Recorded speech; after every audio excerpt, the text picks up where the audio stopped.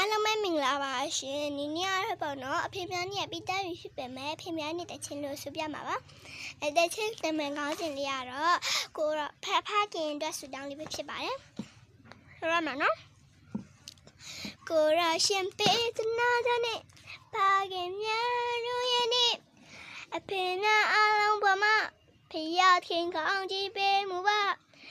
တော်တမီရတဲ့သူရဲ့ဖခင်များ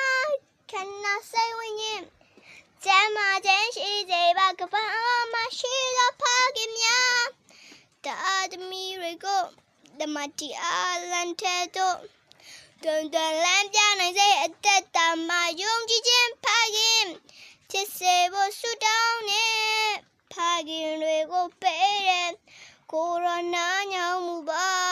ကိုရရှင်ပေးတနာတဲ့နေ့ဖခင်များတို့ရဲ့နေ့အဖေများအားလုံးပမာဘယတ်ခင်ကောင်းကြီးပေးမှုပါတာသမီးရတဲ့သူရဲ့ဖခင်များခဏဆိုင်ဝင်ရင်ကျမ်းမာခြင်းရှိစေပါကဘာပေါ်မှာရှိသောဖခင်များတာသမီးတွေကို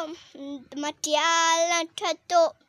တွင်တွင်လမ်းပြနိုင်စေအသက်တာမှာယုံကြည်ခြင်းဖခင်ဖြစ်စေဖို့ဆုတောင်းနေဖခင်တွေကိုပေးတယ်ကိုရနာညာမူပါတက်တာမှာဆုတောင်းလေးအားကြီးလို့ဖခင်တွေဖြစ်စေဖို့